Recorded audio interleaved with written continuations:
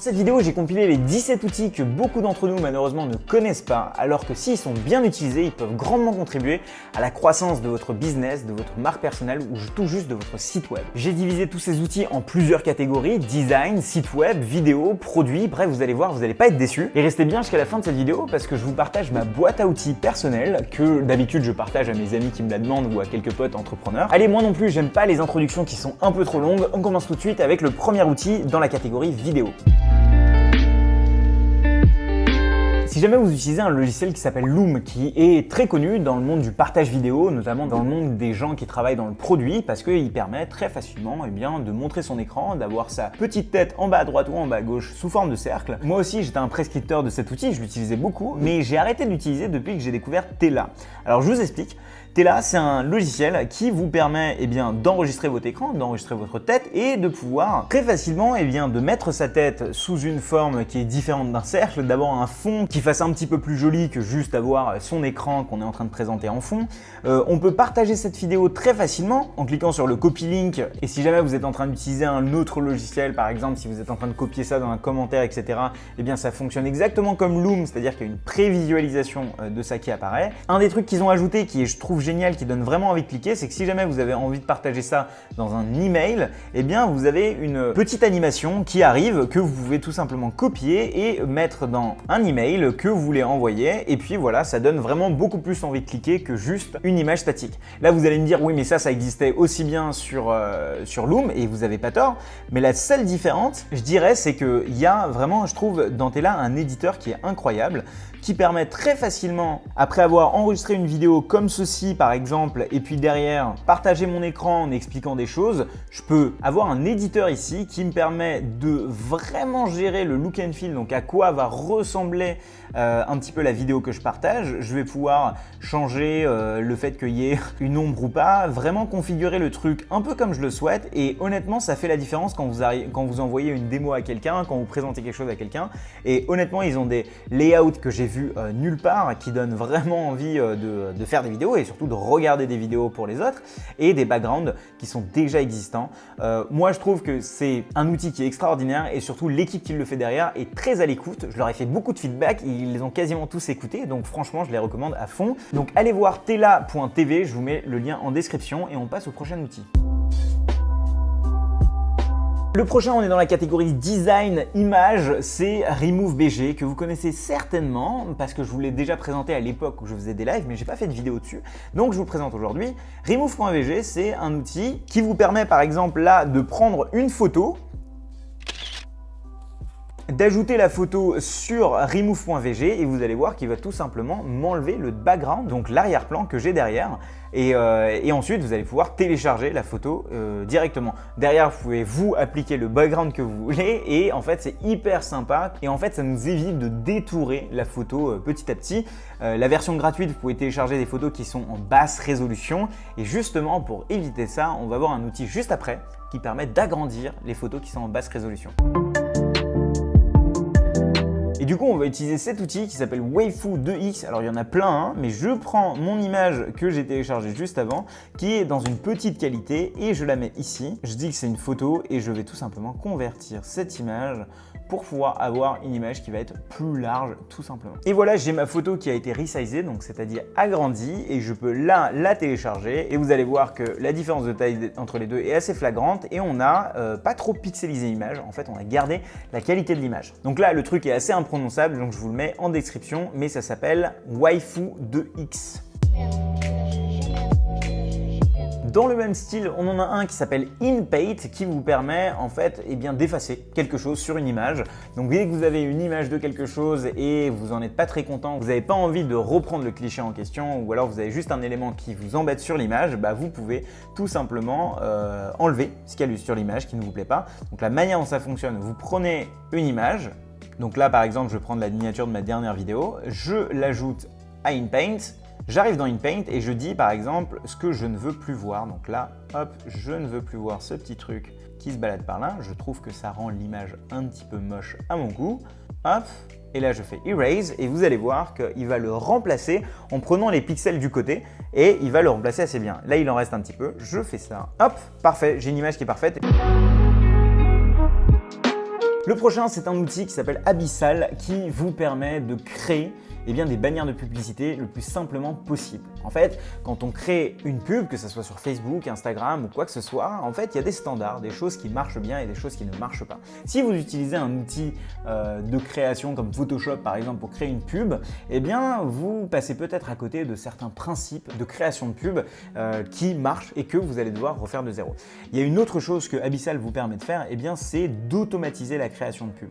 La manière dont ça fonctionne, c'est que vous avez un éditeur dans lequel vous choisissez le type de pub que vous voulez et derrière, eux, ils vous proposent des templates de pub dans lesquels vous pouvez remplacer vos images. Vous pouvez aussi choisir vos couleurs et ça vous fait des pubs qui sont automatisées parce que ce qui marche dans le monde de la pub en ligne, c'est de tester plusieurs variations. On appelle ça le A/B testing, c'est-à-dire qu'on teste la version 1, la version 2, la version 3, la version 4 et on regarde laquelle fonctionne. Et c'est une des super manières de créer ces versions pour pouvoir tester vos publicités en ligne. Donc Abyssal, je vous mets les liens là aussi en description.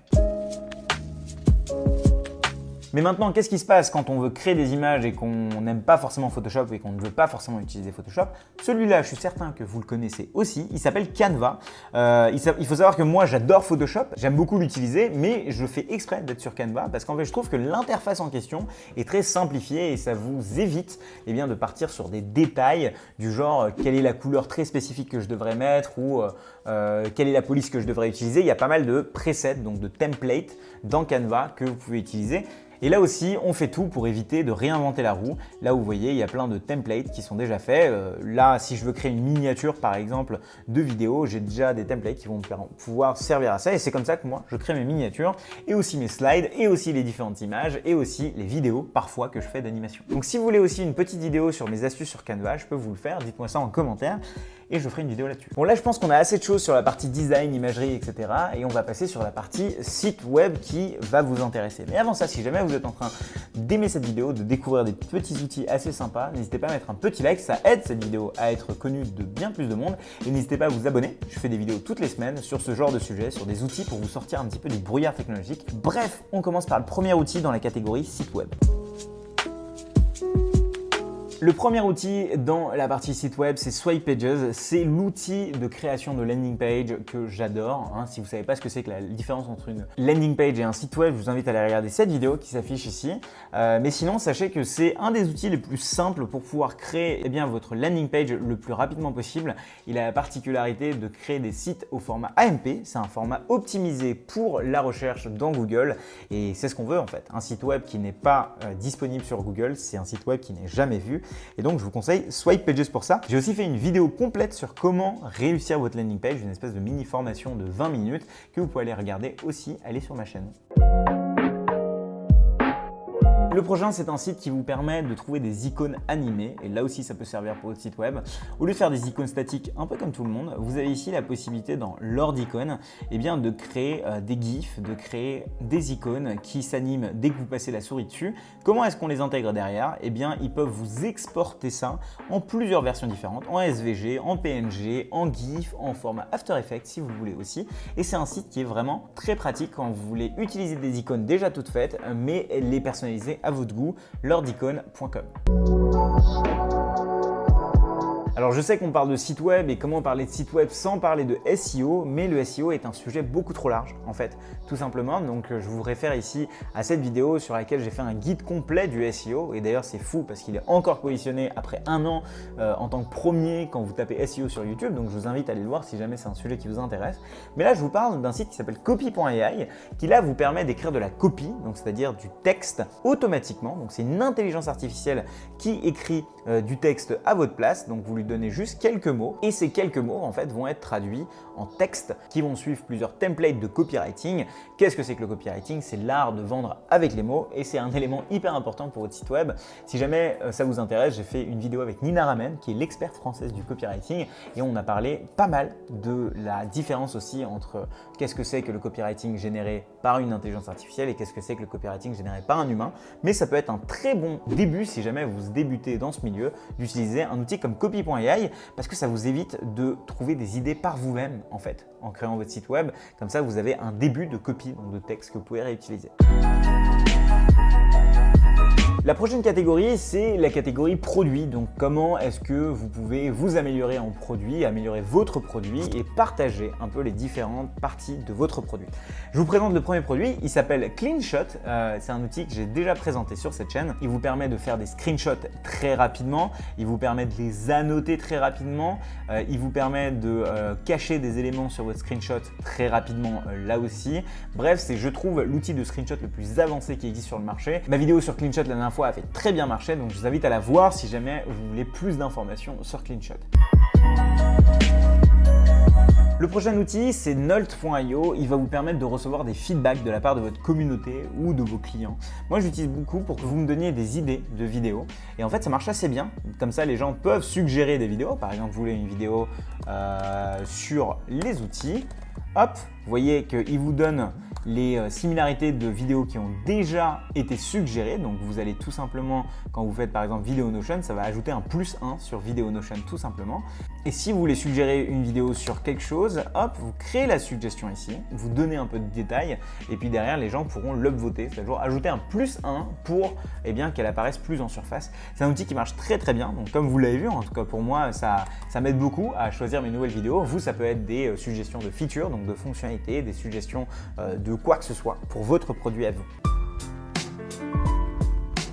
Le prochain outil, c'est Google Analytics. Alors c'est un classique, mais je trouve que encore beaucoup de gens ne l'installent pas et c'est dommage parce qu'ils passent à côté de tout un tas d'informations d'où est-ce que viennent les gens, quels sont les utilisateurs de leur site web, que font les personnes sur leur site web une fois qu'ils arrivent, quelles sont les pages les plus visitées tout simplement sur leur site web.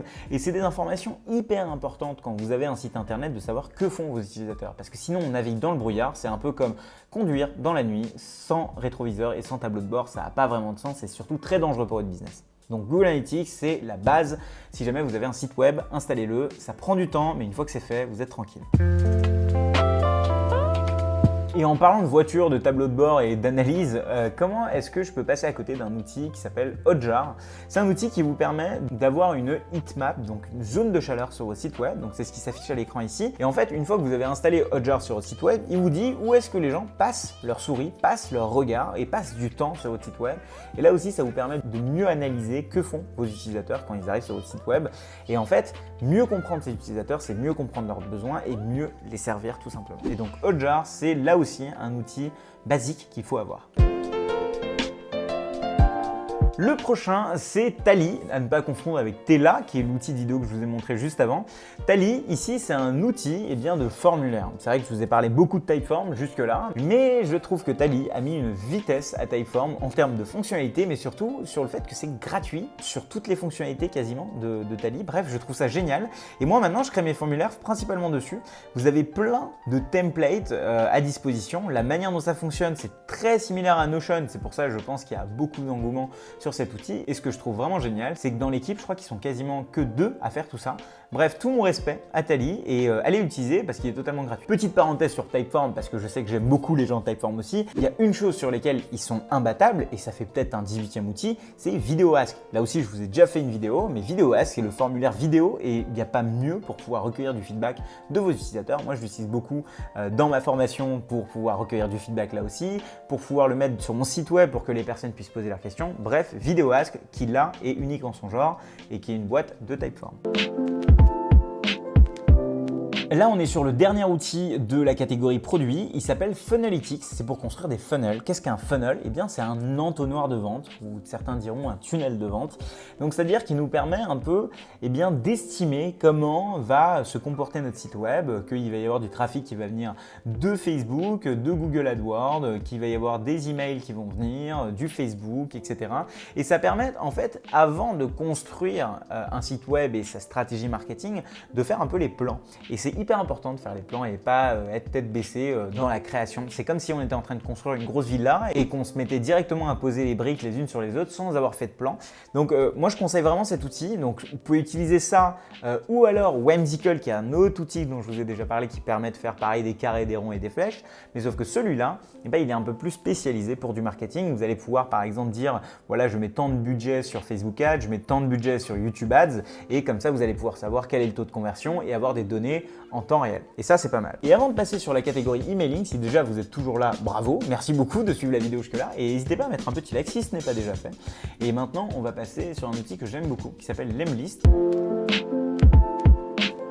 C'est un outil de cold emailing, c'est-à-dire qui vous permet d'envoyer des emails à froid avec des stratégies, de la personnalisation très bien faite. Il y a tout un tas d'automatisations qui sont possibles sur Lemlist, de personnalisation. Là par exemple, tout ça c'est dynamique. Je vous laisserai aller regarder plus en détail ou alors vous pouvez aller regarder la vidéo que j'ai fait avec Guillaume Moubèche qui est le CEO de Lemlist et sur laquelle on parle de toutes les stratégies à mettre en place pour réussir sa campagne de prospection par email et je trouve que c'est le meilleur outil de prospection par email. Donc Lemlist, vous avez les liens en description là aussi.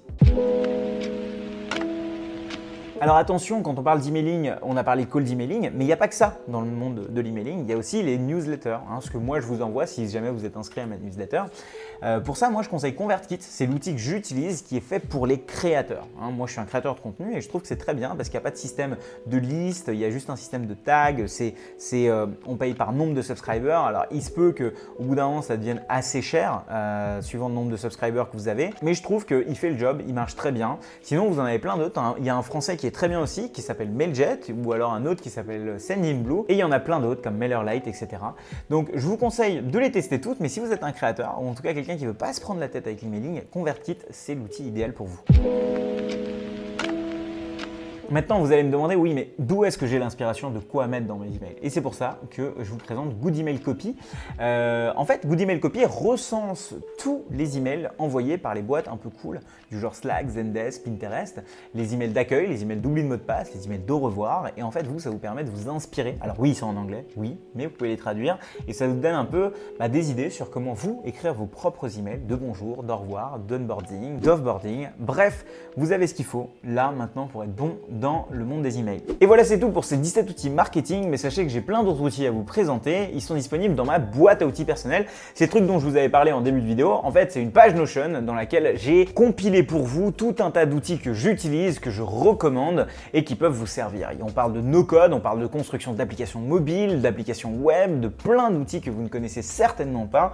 Vous avez les liens en description. Mais avant ça, dites-moi en commentaire quel est l'outil aujourd'hui qui vous a le plus marqué et sur lequel vous aimeriez que je fasse une autre vidéo. Ça me permet moi de savoir quel type de contenu je dois créer et vous, d'avoir une vidéo gratuite sur le sujet.